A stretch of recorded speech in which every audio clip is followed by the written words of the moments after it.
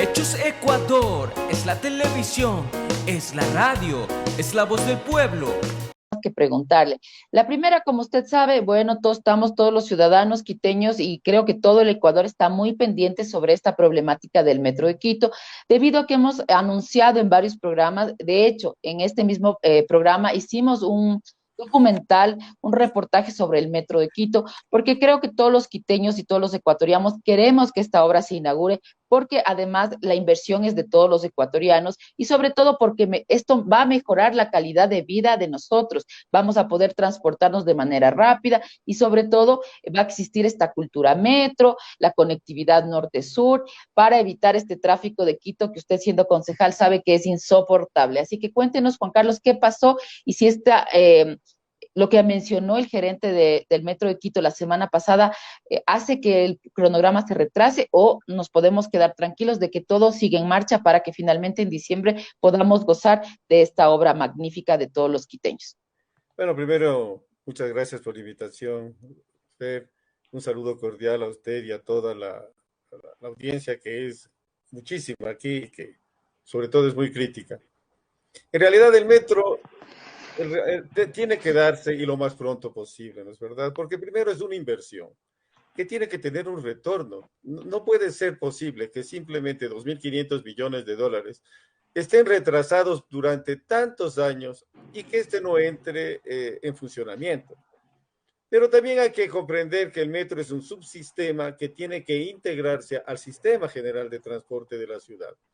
Por lo tanto, quizás de una manera peyorativa comunico yo y que digo, es como un Iñaquito Villaflora carísimo, pero por abajo del suelo, porque es una línea más.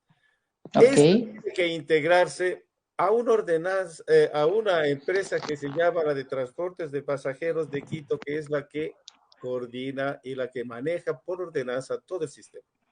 Ahora, problemas de último momento para la operadora del metro. Comencemos por ahí, desde lo último, y si quiere, con mucho gusto podemos ir desglosando una serie de situaciones que necesita ser aclarada y que la ciudadanía comprenda bien qué es lo que se trata eso del metro.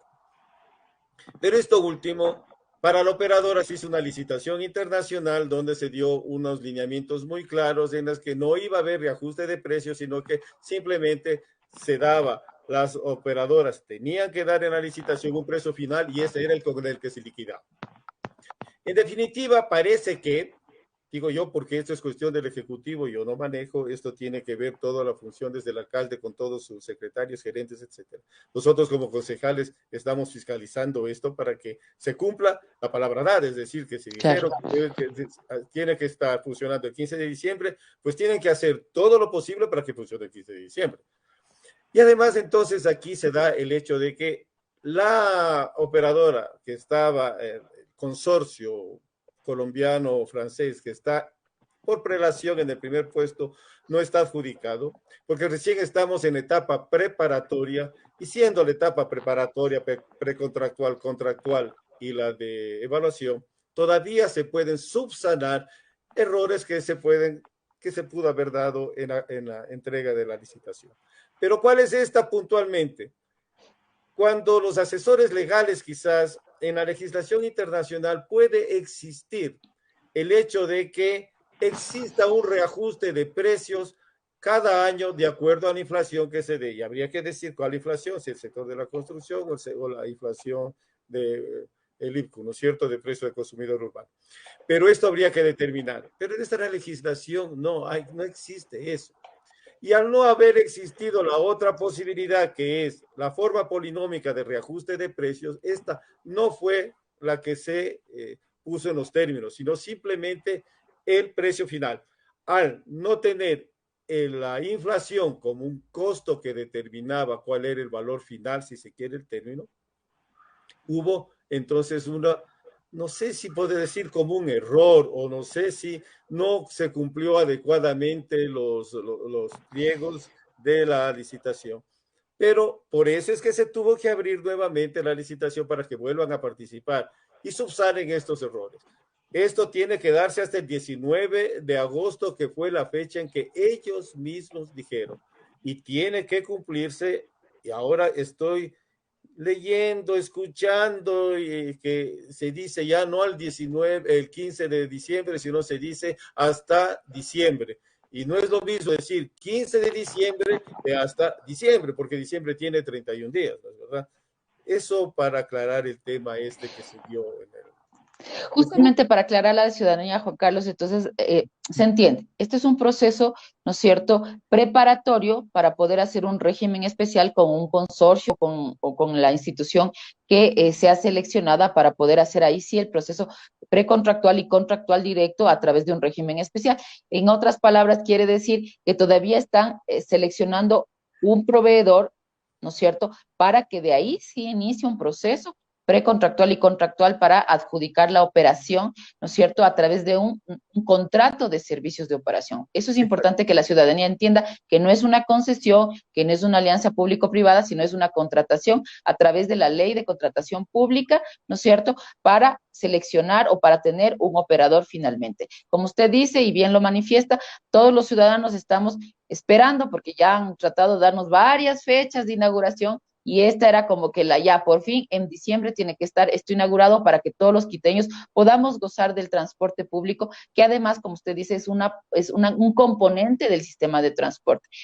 Usted es parte de la comisión, ¿no es cierto?, de movilidad. Y ahora que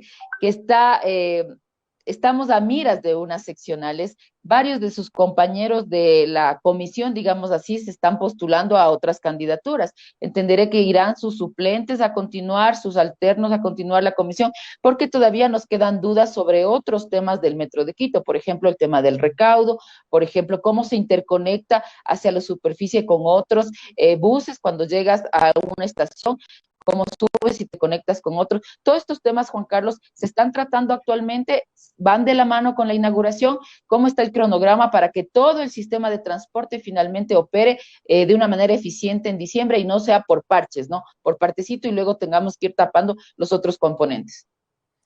Bueno, yo creo que va a pasar esto último que acaba de decir, porque lo fundamental es el sistema integral de transporte, porque el metro va a funcionar. Y además el metro tiene unas características y unas determinantes que definían cuál era el punto de equilibrio que tenía que mantenerse. Es decir, si el estudio dice que son 400.000 viajes los que tienen que darse para que pueda haber un punto de equilibrio, hay que alimentar entonces a esa demanda para que el metro no entre en problemas. Y les recuerdo también que por encima, por tierra, también existen otros sistemas de transporte, como el trolebús, la ecovía, el metroquita, es decir, existen, y además el transporte convencional.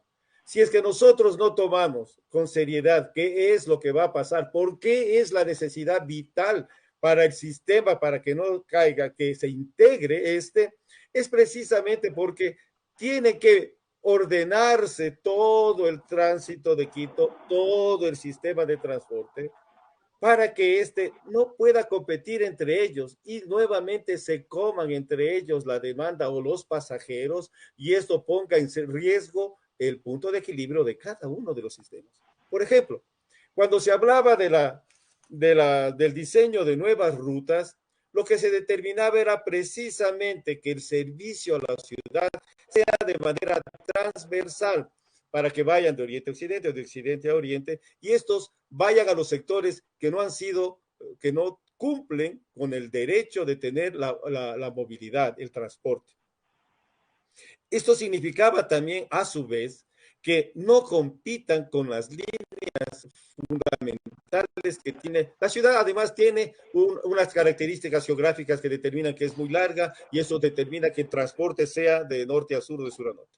Pero para alimentar a este mismo transporte tenía que darse y tiene que darse, se está tratando de reformar la ordenanza en este sentido para que el Ejecutivo fuera a hacer las rutas en definitiva. Las rutas son del Estado y ellos tienen que determinar por dónde pasan, no es de propiedad privada, eso es propiedad del Estado y él tiene que determinar por aquí pasa, por lo tanto se necesita una voluntad política para que esto suceda. Pero a su vez, tiene que haber una integración física también para que los pasajeros que vayan dentro de transporte convencional tengan unos sistemas modales donde puedan ellos bajarse para coger cualquiera de los otros sistemas.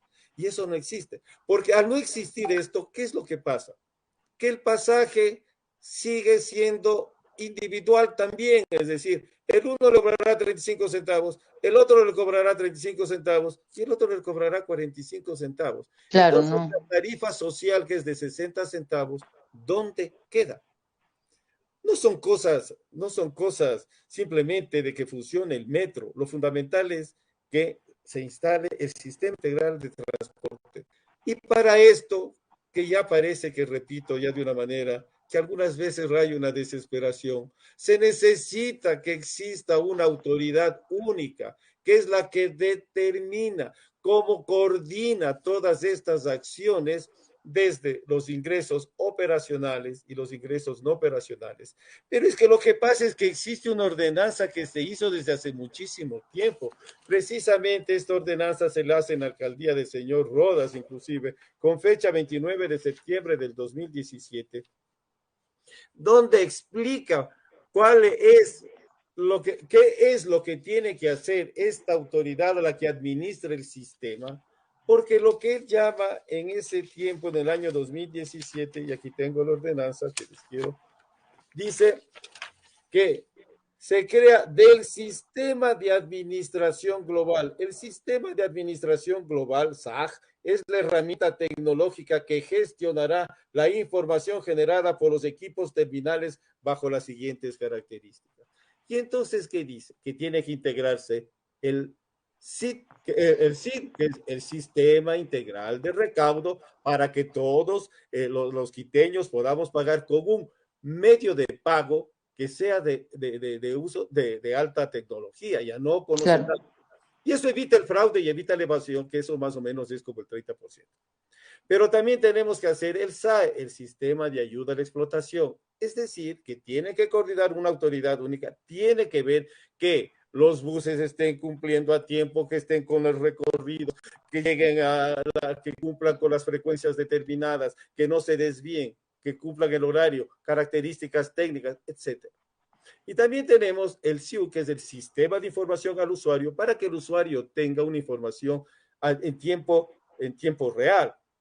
Pero si eso ya está dada, yo no sé para qué se hace una consultoría que nos va a decir que tiene que hacerse esto. Y entonces allí yo no me explico. Y como concejal, lógicamente, vamos a fiscalizar y vamos a decir qué es lo que pasa. Es decir, qué es lo que no se entiende o qué es lo que no se quiere hacer caso.